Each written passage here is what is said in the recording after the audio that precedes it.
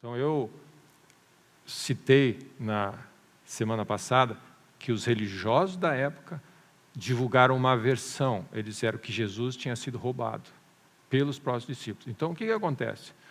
O anjo do Senhor apareceu para aquelas mulheres, que as mulheres foram levar no primeiro dia de semana, no domingo, que nós comemoramos, o dia da ressurreição.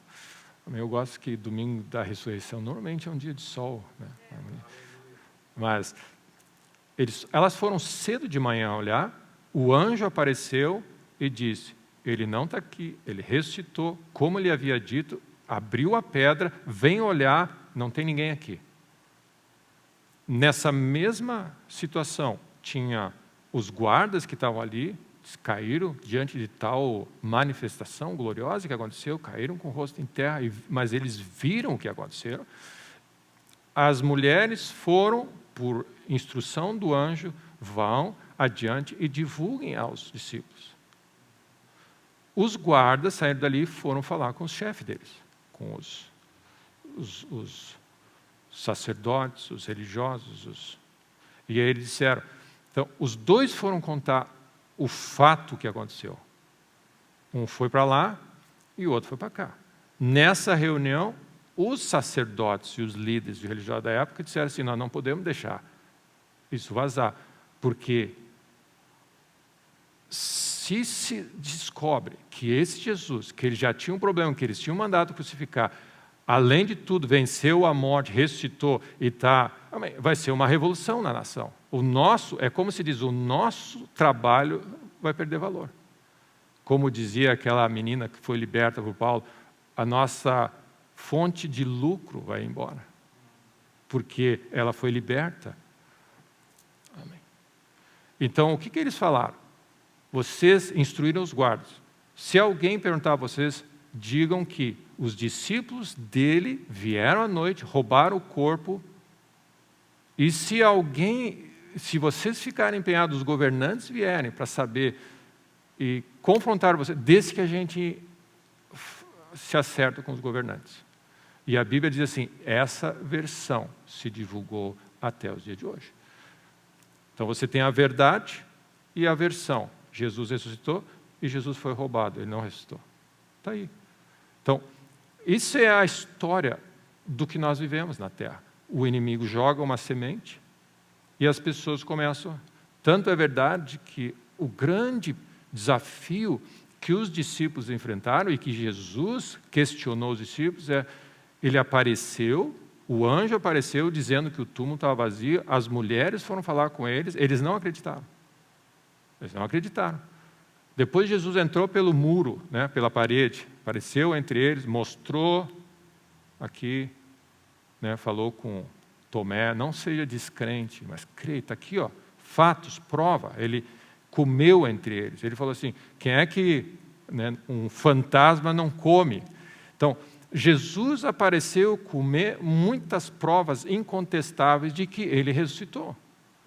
Mas ele foi recebido por parte dos discípulos e daqueles com uma certa pé atrás.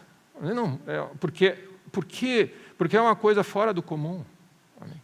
Ressuscitar dos mortos não é uma coisa simples para a mente natural. Não é uma coisa fácil de você assimilar que nós temos nós somos treinados assim. Nós nascemos um dia e todos nós vamos morrer. Está definido isso. Aí vem Jesus, o Salvador, que fez tremendas coisas entre eles. Amém? E que eles começaram a se apegar, dizendo, o Messias está entre nós. O amor de Deus eu só imagino Jesus andando entre nós, a revelação do amor de Deus, que Deus é amor, Ele andando entre nós, salvando pessoas, a maneira como Ele conversava, algo acontecia nas pessoas. Amém? É como se Deus entre nós, andando. Não só pelo que Ele falava, como Ele se portava, gerava nas pessoas algo tremendo. E aí Ele morre. Mas ele diz, não te preocupa. Tanto é verdade que Pedro diz, não vai morrer, fica conosco, porque nós achamos a solução da nossa vida. O Rei dos Reis, Jesus entre nós. Ele diz, não, eu vou morrer. mas ao terceiro dia eu vou ressuscitar. Mas isso não entrou na cabeça deles. Sabe quando você ouve certas coisas, mas não registra? Eu vou ressuscitar, 3 dias depois eu vou ressuscitar. Então estava todo mundo triste, todo mundo cabisbaixo, todo mundo desesperado. E Jesus disse, mas eu disse que eu vou ressuscitar. Então, esse negócio de fé em Deus, por mais que a gente saiba que a gente crê em Deus, na verdade a gente tem um trajeto a andar ainda, porque crer em Deus é crer em Deus, que Ele faz o que Ele quer, quando Ele quer, do jeito que Ele quer. A morte não tem poder sobre Ele, nada é impossível para Deus. O mar abre quando Ele resolve que o mar abre, aí o povo vai passar, Jericó vai cair as muralhas, as pragas vão vir uma atrás da outra em sequência, para Faraó ter que reconhecer, não, só existe Deus no céu. Milagres, cegos, coxos andaram, Lázaro ressuscitou. Então, o que acontece? Esse Deus entra em cena e nós, na nossa limitação, temos dificuldade de achar. Amém. Que Ele vai ser tudo o que Ele disse que Ele vai ser e Ele vai fazer tudo o que Ele disse que vai fazer. Então, apesar das provas incontestáveis da ressurreição dele, os discípulos continuavam resistentes. Quando Ele entrou pela parede, Ele disse, Ele usa essas expressões, tardos de coração, coração endurecido, até quando vocês vão, não crer em mim, essa incredulidade no coração. Então, esse assunto da ressurreição, ele é central para as coisas de Deus na nossa vida. Nós somos testemunhas de que Deus está vivo. Amém? Ele ressuscitou. Ou seja, Ele está vivo, Ele venceu a morte e Ele pode fazer qualquer negócio. E é a nossa fé nessa obra gloriosa de Deus na terra para salvar a humanidade, culminando com esse aspecto central. A Bíblia descreve que é o último inimigo a ser vencido é a morte.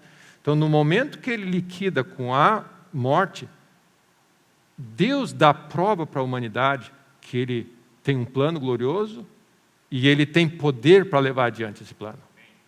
Porque o salário do pecado é a morte. E agora Deus prova que Ele venceu a morte. Então Ele não só traz salvação, mas as consequências da morte Ele tem poder para operar. Ele tem poder para lidar com as consequências do pecado que gera a morte na nossa vida.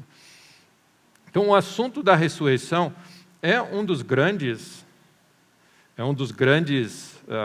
pontos da nossa vida e é um dos grandes privilégios da nossa caminhada. Amém? É uma das grandes obras de Deus na nossa vida é que nós precisamos lidar com ela, porque tudo o que acontece na nossa vida acontece porque Jesus ressuscitou.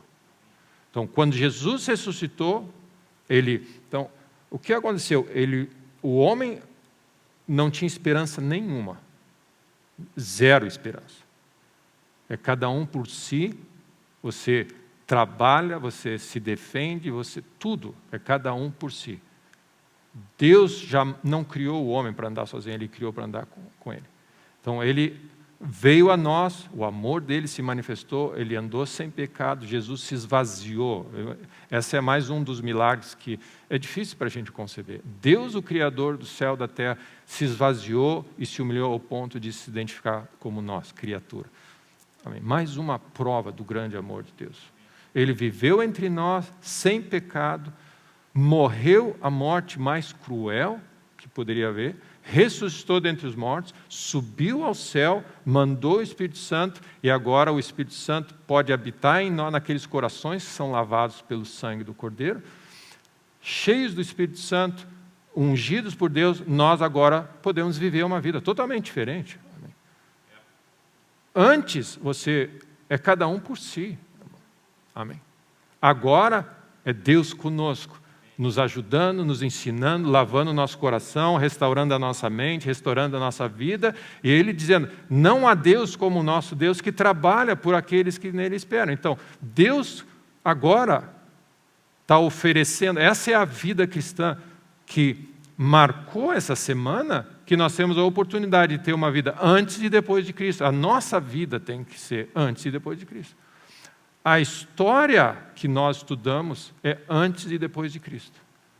Mas cada um precisa ter a experiência. A minha vida mudou. Era antes de Cristo, depois de Cristo. É radicalmente diferente. É uma outra realidade. Amém? Agora você tem paz, agora você pode ter alegria, agora você enfrenta os problemas. Tudo é possível. Se você crê que tem um Deus que vai te ajudar e está contigo. Então, é sim uma revolução na nossa maneira de pensar e na nossa maneira de viver. Mudou tudo. Deus conosco. Isaías 43, eu queria falar um pouco sobre esse aspecto da ressurreição, mas dessa capacidade do nosso Deus. Uma das coisas que ajuda você a conhecer e compreender Deus é substituir a palavra Deus na Bíblia por a palavra amor. Deus é amor. Então, amor é a definição maior de quem Deus é. Deus é amor. Então, o que acontece? Tudo o que Deus faz é para o nosso bem, é visando o nosso melhor. Tudo. Ele pensa, ele age, sempre pensando no melhor. Sempre pensando no melhor. Então, a nossa fé em Deus começa nessa revelação de que Deus é grande, fiel, maravilhoso, amor, e deu prova do amor que nós temos, por isso que nós tomamos a ceia regularmente, para lembrar, Ele te ama, Jesus deu prova por nós ao morrer na cruz, e Jesus disse, lembra disso, lembra disso. Então, nós vamos tomar a ceia nessa manhã, mais uma vez, para a gente lembrar que Deus te ama e tem um plano glorioso para a tua vida. E a ceia é a lembrança para manter a tua mente sempre lembrando e vivo no teu coração que apesar de tudo que você ouve e vê ao nosso redor, Deus te ama e tem um plano para a tua vida. Amém? Ele deu prova do amor dele. Então, Deus é essa realidade. Ele é Deus, Ele é o Criador, Ele é puro amor. E Ele fala algo em Isaías 43... acho que você conhece esse texto, mas ele diz assim, agindo eu, quem é que pode impedir? Quem é que pode? Quando eu decidi agir, ninguém vai poder impedir. Então, versículo 10 diz assim, vós sois as minhas testemunhas, diz o Senhor, o meu servo a quem escolhi, para que o saibais e me creiais. Então, esse é o grande alvo da nossa vida, você precisa crer em Deus. Amém? Sem fé é impossível agradar a Deus. Crer que Ele é e Ele é capaz de fazer qualquer negócio e tudo o que Ele pensa e faz e almeja e instrui e manda é para o teu bem. Amém? É sempre para o nosso bem. Então Ele diz assim, para que creiais e entendais que eu sou eu mesmo e que antes de mim Deus nenhum se formou. Nós precisamos crer, entender e processar isso. Só existe um Deus. Que é bom. E depois de mim nenhum haverá, só existe um Deus. Antes de mim nenhum Deus se formou e depois de mim nenhum haverá. Eu sou o Senhor e fora de mim não há Salvador. Ou seja, é algo que você define na tua vida. Se você quer alguma coisa, vai a Deus. Você quer alguma coisa, está precisando de alguma coisa, vai a Deus em primeiro lugar. Não deixa Deus por último. Vai a Deus direto. Ele é o único que tem resposta, solução e amor para te repartir. Aí ele diz assim, eu anunciei salvação, realizei-a e a fiz ouvir. Deus estranho não houve entre vós, pois vós sois as minhas testemunhas, diz o Senhor. Eu sou Deus. E aí ele diz assim, ainda antes que houvesse dia, eu era. Ele está falando que Ele é o alfa, o ômega, Ele é Deus eterno. Antes que houvesse terra, Ele era. Ele é Deus eterno. Ainda antes que houvesse dia, eu já era, eu já existia. E nenhum há que possa livrar alguém das minhas mãos. Então, olha o que ele diz.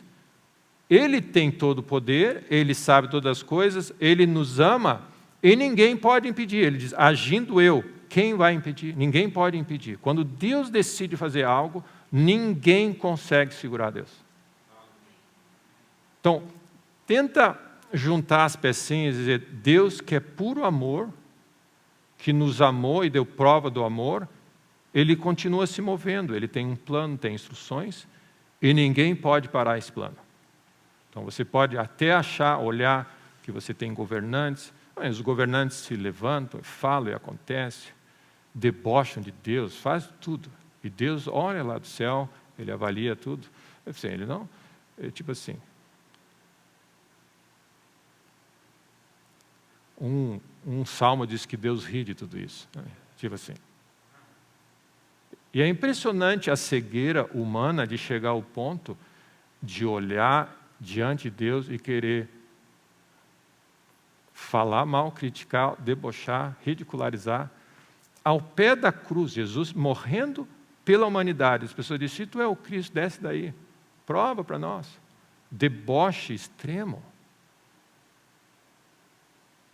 Sabendo que Jesus podia chamar quantas milhões de anjos, liquidar e incinerar aquela pessoa, e Jesus segurou, e Jesus disse assim, Pai, perdoa porque eles não sabem o que estão falando. Eles não fazem a mínima ideia. A cabeça deles está confusa, eles estão totalmente tomados pelo pecado, pelo mal, eles não fazem ideia. Deus dá uma chance para eles. É o que Jesus falou. Quando Jesus estava no Getsemane, ele disse, vocês acham que eu não podia chamar uma legião de anjos? Guarda a espada, quando Pedro foi decepar. Então, imagina Deus, no seu amor, se segurando, porque Ele podia liquidar com tudo. E as pessoas debochando de Deus, deixando Deus de lado, não dando bola para Deus, fazendo e acontecendo, e Ele no seu amor, amém. Na sua paciência, Ele diz, Ele não quer que ninguém se perca. Então, um dos lados que a Bíblia fala que as pessoas debocham de Deus e questionam Deus é onde está essa tal da vinda, segunda vinda de Jesus? Todo mundo disse que Ele ia voltar e as gerações passam e até agora ninguém voltou.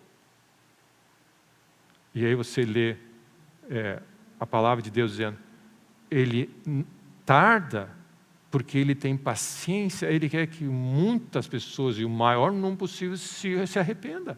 Então, aquilo que o homem diz que Deus não está nem aí, que é mentira, que Ele não vai voltar, que Ele não faz, acontece, na verdade é puro amor de Deus pela humanidade. Então, Deus responde à arrogância do ser humano com o amor dele, com paciência.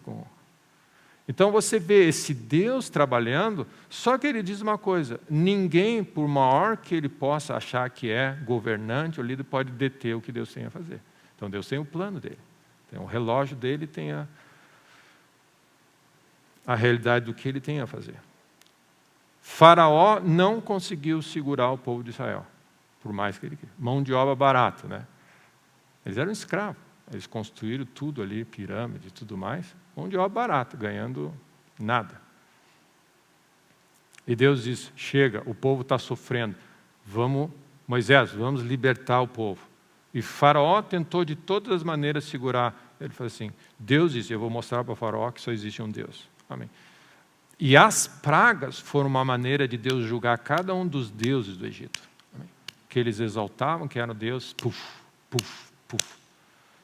Então, os magos, quando Deus se apresentou e Moisés foi no Egito, ele teve a praga, né? Teve o sangue, os mágicos do Egito fizeram água em sangue também. Depois, as rãs, os magos fizeram também. E aí o que acontecia? Esse Deus aí não é tão como diz que é. Nós também fazemos, e Faraó estava se achando. Na terceira praga do piolho, vai vir piolho para tudo que é lugar. Os magos, com as suas mágicas, tentaram fazer e não conseguiram. E aí, eles disseram para Faraó, Faraó, é o seguinte, é melhor baixar a bola, porque tem o dedo de Deus nisso aí. E aí foi uma atrás da outra. Na próxima praga, Deus separou o povo de Israel do povo do Egito, ou seja, o povo de Israel começou a ser preservado e a praga só caía no povo do Egito. Então, você vê a mão meticulosa de Deus, e Ele tinha um plano por trás do que Ele estava fazendo. Amém. A praga de mosca, tudo praga mesmo, né? Piolho, mosca, rã, gafanhoto, é praga. Quanta... Então, o ponto maior é isso. Imagina esse Deus grande e Faraó tentando resistir, tentando brigar com Deus. Eu falei assim, quem é esse Deus aí? Eu não vou deixar ninguém sair para adorar ninguém. Eu falei assim, quanto mais cedo te render, menos estrago vai acontecer na tua nação. Mas a nação ficou um estrago. E o texto que eu queria que os irmãos abrissem agora está em Atos 2. Qual é uma das coisas que não conseguiu segurar Jesus? A morte, a Bíblia fala, não conseguiu segurar Jesus. Então, Atos 2 fala sobre o que a Bíblia descreve como o último inimigo. Ou seja, Deus conseguiu fazer muita coisa na terra, agora vencer a morte, esse aí é complicado. Então, se você, não sei se você é atento ou perspicaz nesse aspecto, de ver as pessoas mais ricas do mundo têm um objetivo: não morrer, tentar esticar, achar uma solução de congelar, alguma coisa tem. Porque a última coisa, você pode ter uma vida, tentar na tua força viver a vida mais possível, melhor possível, mas ela vai acabar. Então, para o ser humano, isso não se conseguiu resolver. Eles estudam, os cientistas estão atrás dessa situação, mas uma coisa é a seguinte: a morte vai chegar. E existe um medo por trás disso, porque é o ápice da obra de destruição das trevas. O ladrão que veio roubar, matar e destruir, contra Jesus que veio dar vida e vida abundância. Então, o que acontece? Esse é o jogo que nós estamos vivendo. E o ser humano tem abandonado o autor da vida e tem tentado achar um jeito de pesquisa genética, de tudo que é jeito de tentar ou prorrogar a sua vida ou achar um jeito de não morrer. E normalmente são as pessoas que chegaram, têm tudo na vida, mas chegaram à conclusão que um dia vão morrer e a coisa vai ser complicada. Todos nós vamos comparecer diante do Criador.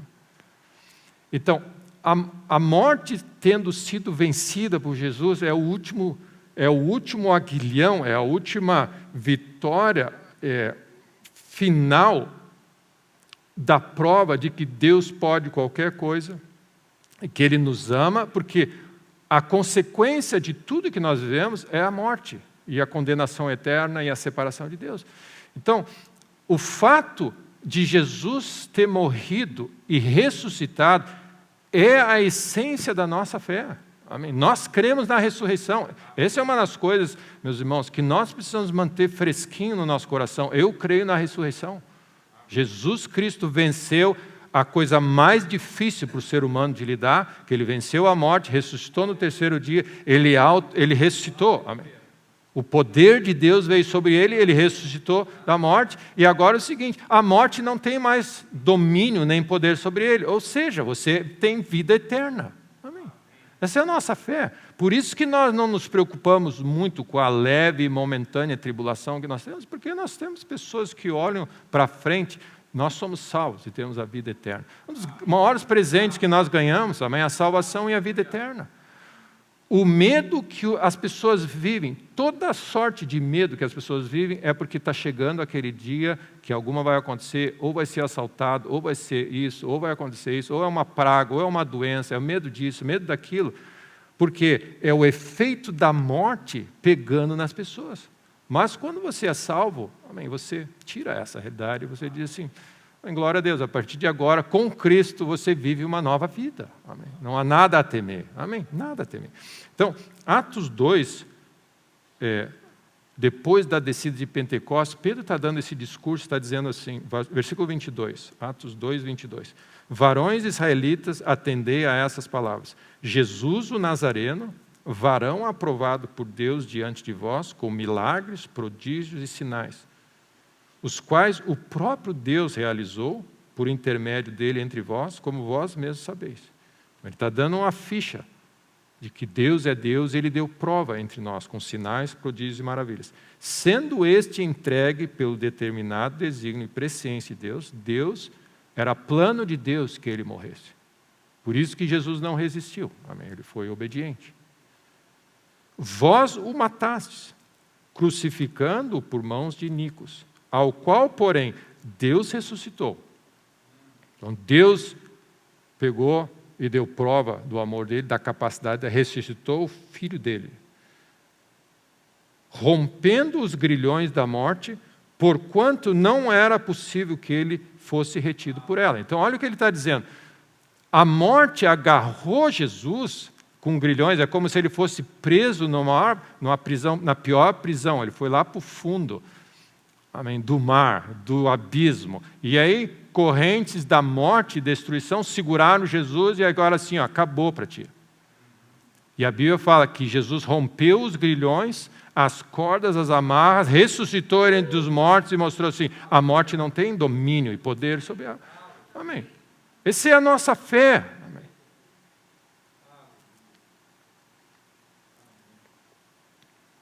É que nem um barco pesqueiro querendo pegar essas pescaria de alto mar, quando pega esses grandes peixes. Aí se você errar o peixe que você vai pegar, quem vai pegar você é o peixe, não você é o peixe, porque você já viu os peixes são tão fortes e tão poderosos que eles arrastam o mar. Eles arrastam o barco e tudo. Então o que acontece? É mais ou menos isso. Existem forças na natureza que representam o poder, a grandeza de Deus. Mas uma das coisas difíceis que você tem, as pessoas inventaram esse negócio da energia nuclear, é manter isso contido, porque no momento que libera, ela causa um estrago grande. Então, existem coisas na nossa vida que mostram essa força que não consegue ser retida. Então, são exemplos, e eu queria que você entendesse, o amor de Deus é uma força que ninguém consegue romper. Ele invade corações. O coração mais duro que existe na tua família tem a possibilidade de ser tocado pelo amor de Deus. Não existe ninguém que pode reter Deus quando Deus quer operar. Então você pode analisar a pior situação que você tem, a situação mais difícil que você tem, Deus pode operar nessa situação, porque ninguém é tão poderoso o suficiente para segurar o mover de Deus. Amém. E é isso que a ressurreição fala. A ressurreição mostra essa força de Deus maior que a maior força que existe na terra, que é o poder da morte e da destruição.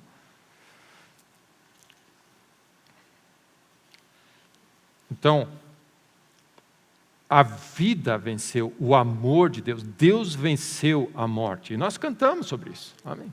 Nós celebramos isso e nós falamos para todo mundo. Jesus venceu a morte, tudo é possível, não te preocupa. Amém? Não te preocupa.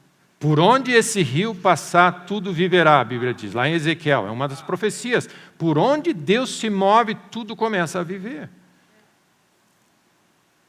Tentaram segurar Sansão. Pensa bem. Deus ungiu a Sansão com uma força sobrenatural. E se ele tivesse se mantido fiel a Deus, ninguém ia conseguir segurar aquele homem. Amarra com cordas brancas, cordas novas, cordas frescas. Os midianitas vêm sobre ti, os filisteus vêm sobre ti. Quê? Agora parecia, como é que se diz? Nada. Porque Deus ungiu aquele homem com uma força que ninguém poderia conter. A não ser que ele dissesse, eu não vou fazer o que Deus quer. Aí a força... Qual é a única coisa que pode impedir Deus de mover na tua vida? Você mesmo. É a única coisa. É você resistir ao próprio amor de Deus na tua vida. Deus te ama e tem um plano maravilhoso para a tua vida. O que impede e o que nós vemos muitas vezes que nós não estamos vendo o testemunho de Deus se mover na vida de uma pessoa, porque a própria pessoa resiste. Nós, e esse meu irmão e minha irmã, é o papel da nossa boa consciência restaurado, onde você diz, tudo que tem a ver com Deus, passa, pode vir. Tu és bem-vindo, Deus. Isso é o que se chama rendição. Isso é o que se chama eu me rendo, eu me arrependo, eu me volto para Deus. É dizer, tudo que tem Deus carimbado, pode fazer, Deus. Posso gostar, não importa. Eu sei que Deus me ama e tudo que Ele faz é perfeito. E você saúda Deus a qualquer hora. E você rejeita tudo que não é dele. Então, esse Deus, que é poderoso, venceu a morte, que é puro amor, que tem bons planos, só existe um Deus que é bom e fiel. Esse Deus diz, eu quero trabalhar a teu favor. Então, tenta raciocinar comigo. Que Deus te ajude a enxergar isso.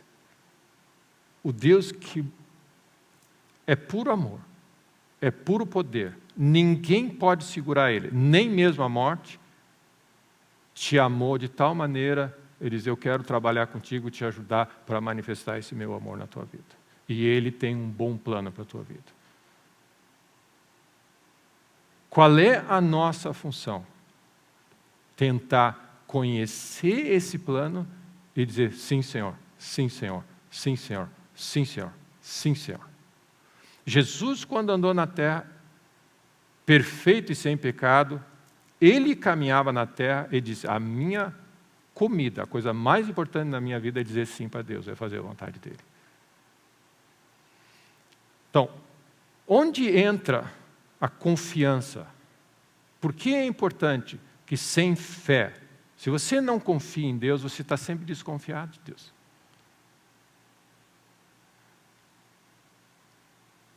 Deus diz para você, não,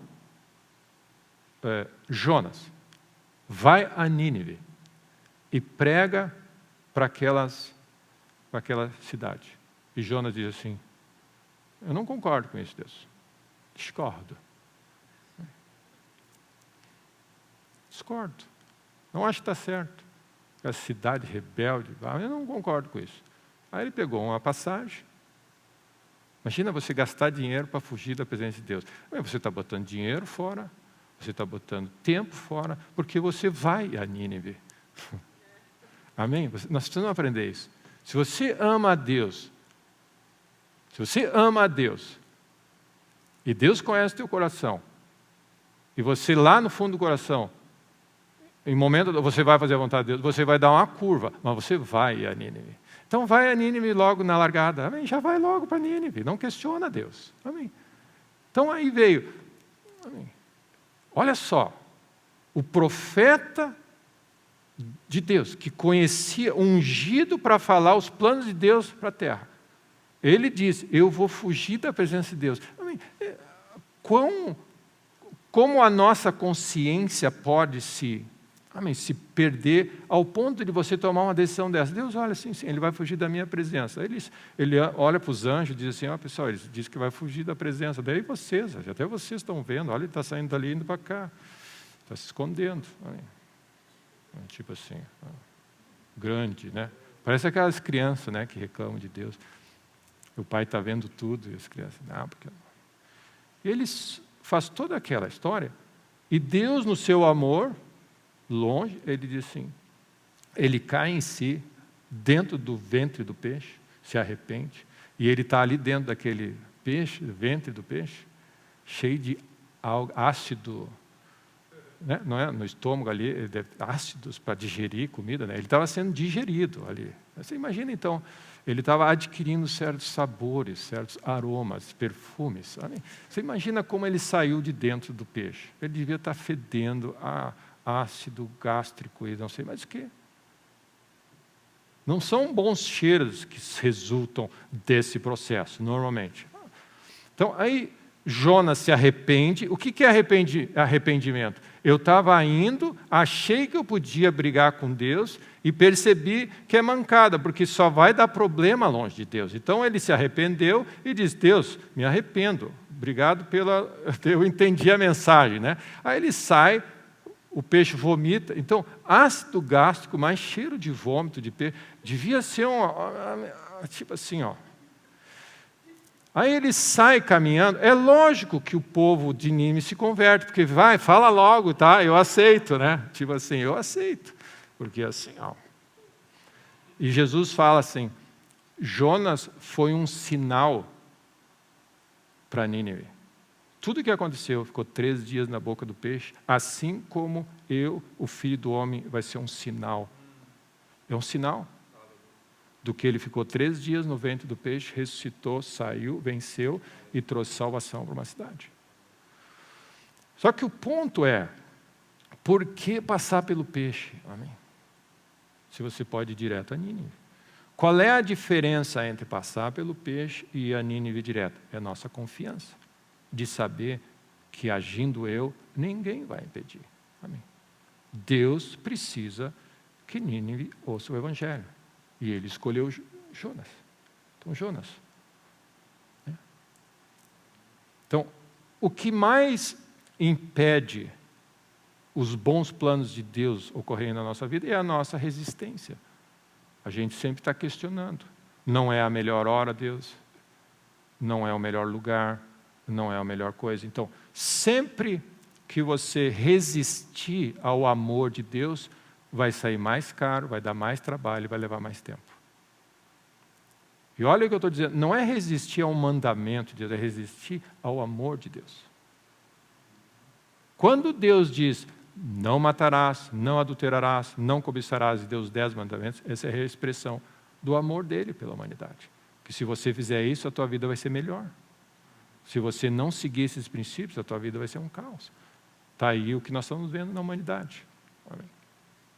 Então, tudo que você lê na Bíblia, ordens, instruções, conselhos, curas, milagres, salvação, tudo que tem a ver com Deus, vem de um Deus que nos ama. Então, fé opera pelo amor. Você olha, você fica vendo as histórias do que Deus é, fé vai sendo gerada e você... onde Deus quer chegar na nossa vida? Ministrar de tal forma e tocar o teu coração para que você comece a dizer sim mais frequentemente e resistir menos. Essa é a transformação da nossa vida. Então, quando Pedro estava diante de Jesus e Jesus disse, eu estou indo para a cruz, e Pedro disse assim, não, jamais faça isso. O que Jesus disse? Pedro, tu não está entendendo, tu está pensando errado, está pensando que nem os homens pensam. O melhor caminho para mim, para ti, para todo mundo, é que eu vá para a cruz. E tu não está entendendo isso. Então, sempre que você resiste à vontade de Deus, é porque nós não estamos enxergando corretamente o coração de Deus. Então, Atos 5.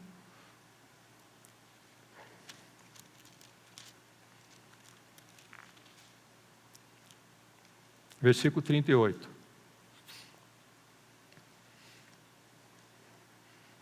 Para a gente ir tentando aterrissar o avião. Às vezes não tem teto e a gente tem que dar mais umas voltas, ok? Então,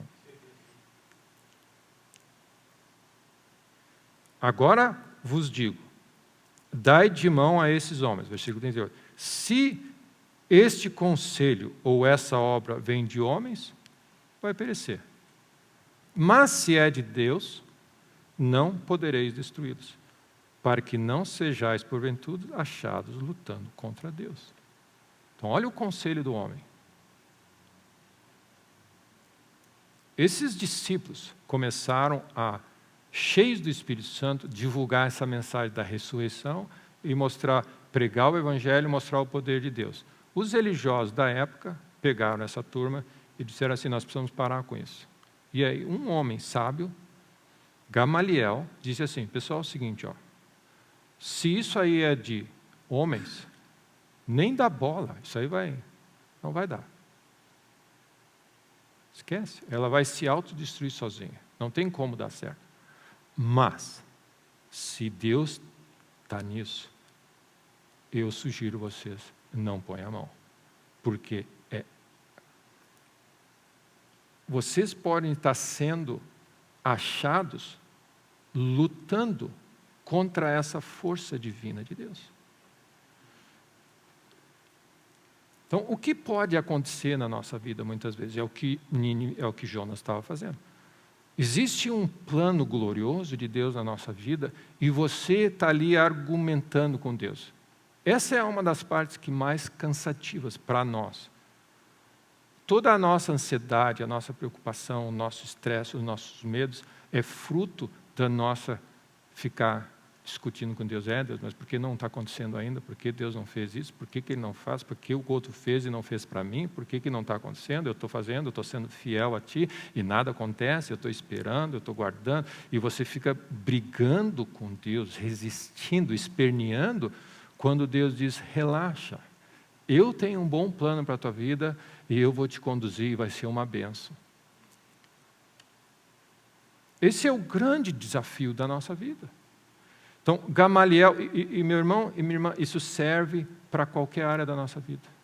Quando as coisas não saem do jeito que a gente quer, na hora que a gente quer, da maneira que a gente quer, na intensidade que a gente quer, no valor que a gente quer, e nós temos essa sensação ou a tendência, que nem Pedro teve, não, de maneira nenhuma está errado isso aí, não faz isso, Deus.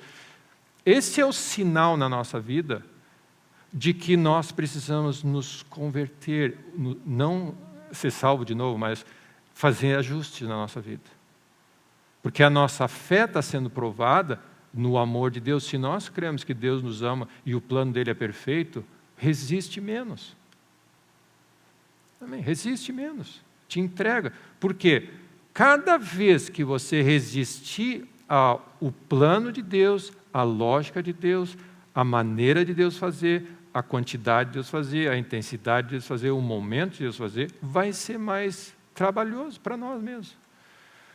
Então Jesus diz assim, todos que estão cansados e sobrecarregados, da onde vem o nosso cansaço e a sobrecarga? É de nós fazermos as coisas na nossa força, resistindo ao que Deus quer fazer. Cansaço e sobrecarga é subproduto da nossa resistência aos planos de Deus na nossa vida. Então Jesus diz assim, todos vocês que estão sobrecarregados, cansados, estressados com a vida, preocupados com tudo, venham a mim, olha o que Jesus diz, venham a mim, eu vou aliviar vocês. Mas agora ele diz assim, aprendam de mim como se vive. E Jesus só fazia o que o Pai fazia. Então, vocês vão ter que aprender a operar nessa terra só fazendo as coisas que Deus... Por quê? Porque Deus é bom, porque Deus é fiel, porque Deus é poderoso, porque Ele é o único Deus, Ele é o Criador do céu e da terra, Ele é o alfa, o ômega, Ele é puro amor, Ele te ama e tem um plano glorioso para a tua vida. Então, resultado, resiste menos. Se a morte não conseguiu resistir a Jesus, não vamos ser nós que vamos resistir. Amém? O que acontece muitas vezes na nossa vida? Nós resistimos muito às coisas de Deus. Porque, de alguma maneira, nós dizemos para Deus que nós sabemos mais, que Ele deveria estar fazendo assim ou não deveria estar fazendo assado. Então, a minha palavra para você nessa manhã é: Ele venceu a morte e nada conseguiu segurar o plano dele de salvação. Mas ao você celebrar isso, você está dizendo assim, e nada vai conseguir segurar os planos de Deus para a tua vida. Não briga com ele, porque não adianta você chorar, reclamar, ficar escondido, fugir da presença de Deus, porque Deus vai fazer o que Ele quer. Amém? E por que é bom que Ele faça o que Ele quer apesar de nós? Porque Ele sempre faz o melhor, sempre é perfeito, sempre tem tudo de bom, vem só dEle. Então, quanto mais cedo você entender que tudo o que Deus faz é bom e as minhas ideias são meio mirabolantes e elas vão dar problema, você vai assim, Deus, não meu querer, mas teu. Quando você sentir uma resistência, uma ansiedade, uma preocupação, as coisas não funcionam e você tende a reclamar, ficar impaciente, reclamando, e ao ponto de ficar entretendo essas coisas, onde Deus está, e começa a ficar um pouco até debochado das coisas de Deus, é sinal de você dizer assim, Deus, não meu querer, mas teu, Senhor. Todos nós, na nossa vida, lidamos com essas coisas. A morte não pode segurar Jesus. As tuas ideias não vão segurar Jesus. Amém. Por mais que você diga assim, eu sei o que é bom, não. Amém. te rende, convida o melhor de todos para tomar conta da tua vida e você vai ver o que Ele é capaz de fazer com a tua vida. Então, o que nós estamos vendo hoje, por parte, muitas vezes, da igreja, que Paulo descreve que a igreja carnal é a igreja que acolhe a Deus e a salvação que Ele veio dar, mas tem dificuldade de acolher a vontade dEle no dia a dia. Porque nós gostamos da salvação, mas temos resistência ao fato de dizer assim, Deus, muito obrigado que Tu me salvou, mas a partir de agora deixa que eu controle a minha vida. Mas se Deus fez o que Ele fez na salvação e ressuscitou dentre os mortos, entrega tudo, amém? Entrega tudo, resiste menos. E essa palavra diz assim, é um alerta para nós precisamos parar de lutar contra o amor de Deus por nós. Parece ser uma palavra dura, mas na verdade, ela de alguma maneira reflete a nossa ainda dúvida de quanto Deus nos ama e quão bons são os planos dele para a nossa vida. E aqui fica claro a sabedoria de Gamaliel, diz assim, o que é de Deus na nossa vida, como Paulo descreve, ele fala assim, o que a mim me concerne, o Senhor vai levar a bom termo. Ou seja, os planos que Deus tem para a minha vida, ninguém vai poder segurar. Você pode ficar tranquilo. José teve um sonho quando era adolescente, 15, 16, 17 anos. Ninguém pôde, nem a inveja dos irmãos, nem a venda para os midianitas, nem a escravidão, nem a prisão, nem Faraó, nem ninguém pôde segurar os planos de Deus para aquela vida. O que ele fez? Ele aprendeu a se render na pior situação, onde tudo ao teu redor expõe que está tudo errado, ele diz, mas ainda assim eu vou crer em Deus, Deus tem um plano. Isso fez com que ele trilhasse o caminho dele e chegasse onde Deus queria chegar. Graças a Deus que ele não desistiu no meio do caminho. Amém? Porque a rendição de José aos planos de Deus, apesar de tudo que ele sofreu, trouxe salvação para o mundo inteiro. Então Deus tem um plano. Eu queria ir concluindo, mas tem uma ilustração, eu estava tentando achar uma ilustração que encaixasse bem. Uma ilustração possível é aquela do surfista, por exemplo. O surfista,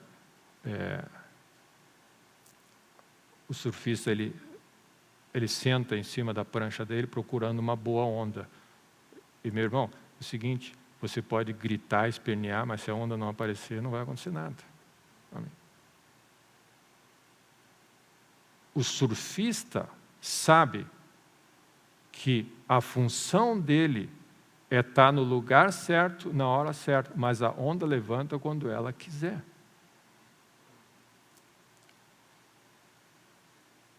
Então não adianta você chegar de manhã cedo e dizer assim, hoje é o dia que eu quero uma bênção de Deus e vou ganhar minha promoção no trabalho. Não sei se Deus estiver soprando nessa direção, vai ser o dia, senão não vai ser. Quanto menos você quiser dizer para Deus o que vai fazer, menos frustrado você vai ficar na vida.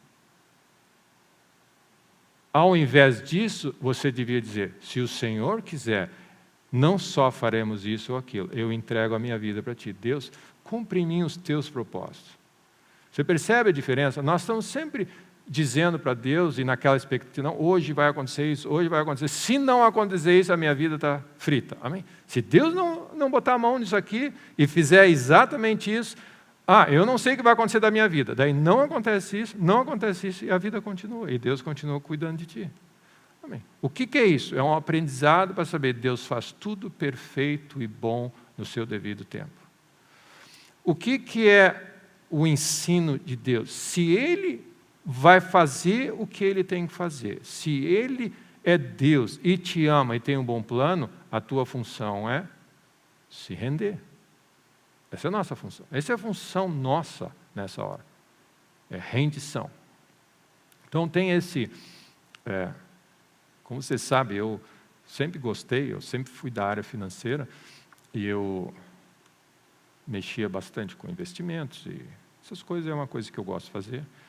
E o que acontece, por exemplo, hoje, no mercado, do jeito que é globalizado, quando você pega, por exemplo, as pessoas dizem assim, a Bolsa de Nova York subiu. Tá? Traduzindo isso, o que significa? Que ela subiu. É que o conjunto de operações daquele dia, os que queriam comprar eram mais fortes do que os que queriam vender, por isso que ela subiu.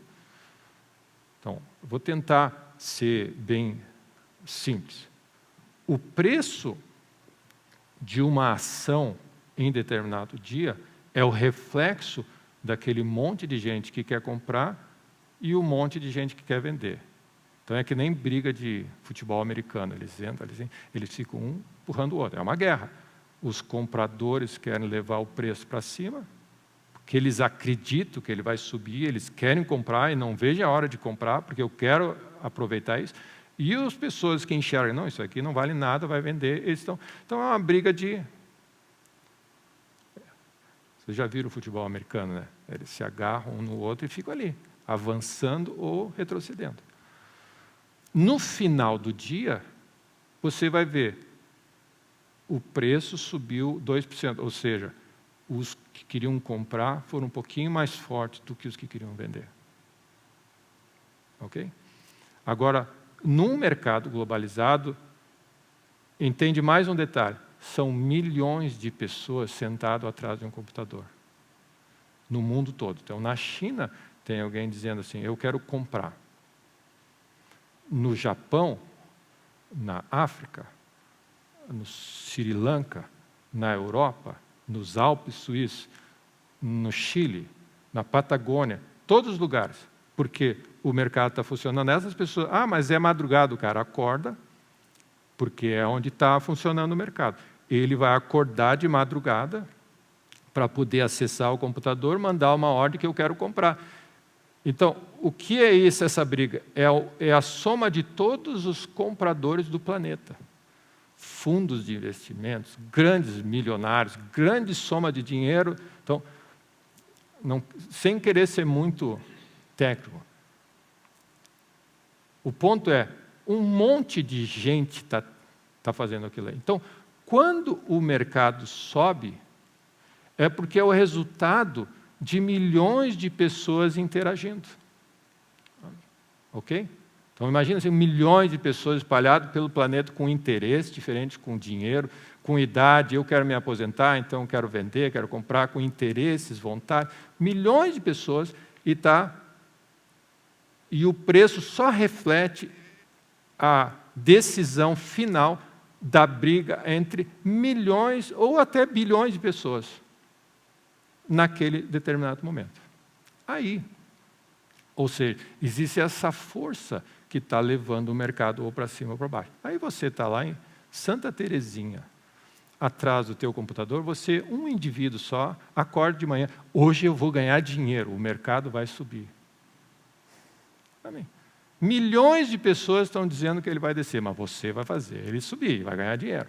Por quê? Não, porque eu sinto, eu orei e vai subir, porque eu vi, analisei, e você, totalmente inexperiente, achando que tem poder, um indivíduozinho, achando que tem poder para lidar com essa força que envolve milhões de pessoas no planeta. Então, qual é a grande lição para quem quer trabalhar nesses mercados? Não briga contra uma tendência. Se as coisas estão apontando para baixo, não compra, vende. Sim, mas eu quero comprar. Não compra, vende. A tua função é identificar para onde está indo e aí se juntar à tendência. Digo isso porque, se Deus está indo nessa direção, não vai nessa direção, se junta a Ele. É um exemplo simples. 99% das pessoas perdem dinheiro tentando adivinhar a tendência porque eles brigam contra uma força maior. O grande segredo da nossa vida, em todas as áreas, é identificar para onde isso está indo e eu vou me juntar à tendência. Então, como eu disse, é uma ilustração simples, mas é assim que funciona com Deus. Deus está indo nessa direção, vai com Ele nessa direção. Amém? É uma força que você não consegue. Em Porto Alegre, no dia 9 de abril, você diz assim, mas Deus, eu não concordo com tudo que está acontecendo na minha vida. Não importa, vai acontecer exatamente assim, porque Ele sabe o que é melhor. Para de resistir, te rende a Deus, confia nele, entrega o teu caminho ao Senhor, confia nele e Ele vai fazer essa decisão ser frutífera na tua vida, porque você não pode brigar com Deus. Então, o que acontece nessa manhã? O que eu gostaria de dizer é Deus te ama muito, Ele é poderoso, deu prova a você e venceu o inimigo mais feroz, humanamente falando, resistiu, não conseguiu segurar, ele resistiu à morte e ele está manifestando na terra os propósitos de Deus. Ou seja, o inimigo quis segurar Jesus para não levar adiante os planos de Deus na terra. Ninguém vai segurar os planos de Deus na terra. Ninguém pode segurar os planos de Deus na tua vida. Ninguém pode segurar os planos de Deus. Eu edificarei a minha igreja. As portas do inferno não vão resistir. Por mais que você olhe o cenário mundial, eu vou cobrir de glória a terra, eu vou voltar em glória, a minha igreja vai ser gloriosa, sem manchas, sem rugas, amém? Vai ser gloriosa a igreja. Então o que acontece? No momento que você começa a entender que esse Deus é glorioso e é poderoso e ninguém consegue segurar Ele, você começa, a tua fé, primeiro, você tem que se alegrar porque você está do lado de vencedor, amém? Ele vai levar a bom termo os planos dele. E o que é a tua função? Resiste menos. Então, a função das pessoas que analisam os mercados e que querem se aproveitar das tendências é estudar, para descobrir os sinais que o mercado dá para onde está indo, e aí tentar se juntar a ele. Nós não precisamos disso com Deus. Ele nos deu o Espírito Santo, nos deu a palavra dele, nos deu a igreja, nos deu a pregação, tem anjos. Nós temos tudo o que é necessário para saber para onde Deus está indo. O que nós precisamos, e aí cabe a nós, é dizer, Senhor, eu me rendo aos teus planos na minha vida. Então, nessa manhã de Páscoa, de ressurreição, Jesus venceu a morte não conseguiu segurar. Ninguém segura essa força gloriosa do amor de Deus pela humanidade. E ninguém, agora traduzindo para você, ninguém pode impedir os bons planos que Deus tem para a tua vida. Ninguém pode. Quanto mais cedo você entender isso e aceitar isso e dizer assim, Deus, eu não entendo tudo o que está acontecendo, mas eu sei que tudo o que tu faz é bom. Você se rende e segue com Ele. Amém? Resiste menos, louva mais, agradece mais, mesmo que tem certos momentos da nossa vida que você não entende o que está acontecendo. Amém? Deus, eu não faço a mínima ideia do que está acontecendo e por que está acontecendo dessa maneira, mas eu sei em quem eu creio, e eu sei que no final tu tens sempre bons planos, e eu vou confiar em Ti nessa jornada. Amém?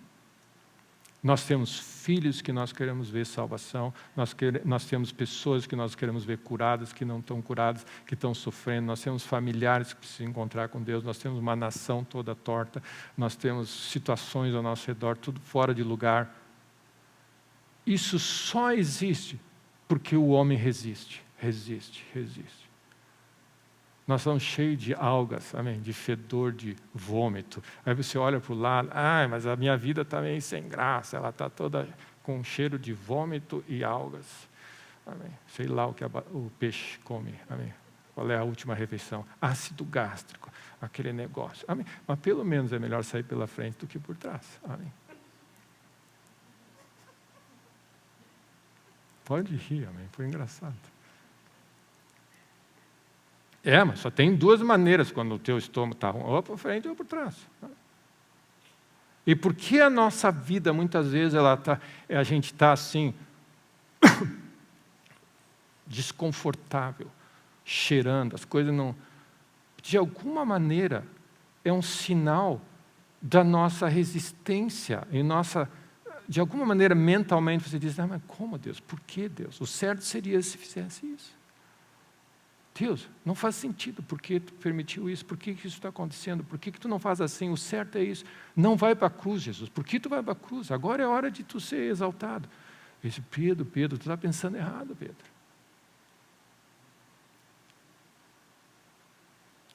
Grande obra da cruz e de restauração é a renovação da nossa mente, para nós pensarmos como Deus pensa. Resistir menos, render mais. E o que acontece? Quanto mais você se rende, a tua vida fica um pouquinho mais arredondada. Amém? Você vai fluindo. Às vezes, a vida que briga com Deus, insiste, resiste, aí você faz movimentos assim, agora eu quero isso, agora eu não quero aquilo, e você é uma vida meio, amém, não, eu quero, porque eu quero, tá, então vai, aí vai, mas não era o que eu queria, vem para cá, amém. A vida com Deus é um ritmo, é um fluir, a Bíblia fala sobre, existe um rio que flui. Deus é um Deus de paz, é um Deus de alegria, é um Deus de harmonia. Então, Deus quer restaurar em nossa vida a rendição aos planos de Deus. Os planos de Deus são bons, fiéis, eles são justos, são verdadeiros, são perfeitos no tempo certo, na lógica, na intensidade certa. Então, quando a palavra de Deus diz assim, amanhã eu vou fazer isso, eu vou comprar aquilo, eu vou fazer aquilo outro, a palavra de Deus diz assim, o coração do homem pode fazer um monte de planos, mas a resposta é de Deus. Então, e aí ele diz, você devia dizer assim, se o Senhor quiser, não só farei isso, faremos isso, farei aquilo. Então, uma das coisas que a gente começa a aprender na nossa vida é que a gente entende isso para coisas grandes. Mas nós precisamos trazer essa rendição para o dia a dia da nossa vida. Deus, eu entrego esse dia em tuas mãos. Me conduz. Qual é o teu plano, onde eu vou, com quem eu vou me encontrar. Deus quer se envolver na nossa vida diariamente. Amém? A nossa vida precisa ser um pouquinho mais em paz. Amém? Você sabia que Deus se interessa em saber o que você compra, onde você vai, para onde você viaja. Ele tem o tempo dele de fazer as coisas. E aí você começa a achar assim, que coincidência, fulano de tal estava aqui, esse fez assim. Não, isso é Deus trabalhando por nós, conduzindo a nossa vida, nos mostrando o seu favor, nos dirigindo. Deus nos ama. Amém? Essa é a grande mensagem da Páscoa, do Natal, de Pentecostes, de qualquer dia. Deus te ama muito. Amém? E Deus nos ama muito. E tem um plano perfeito para cada um de nós. E essa é uma hora de a gente ser lembrado disso. Se a morte não conseguiu segurar Jesus, não vai ser você, com toda a tua argumentação, que vai segurar. Deixa Deus mover. Amém? Te rende a Deus. E a nossa vida vai ser um pouquinho mais arredondada. Amém? Amém? Então Deus te ama muito. Ele tem um plano glorioso para a tua vida. Talvez o grande lição da nossa vida, por isso que eu creio que essas pequenas pérolas que a palavra de Deus nos dá, Gamaliel foi sábio e disse, se isso é uma coisa que alguém está planejando, não vai dar certo. Vai ter que consertar, não vai funcionar. Mas se é uma coisa de Deus, deixa Deus agir, te rende. Então, é a nossa capacidade de sermos treinados e andar com Deus, de poder saber isso é de Deus, isso não é de Deus. É o grande desafio. Então, que Deus te dê um ano mais arredondado pela frente. Amém?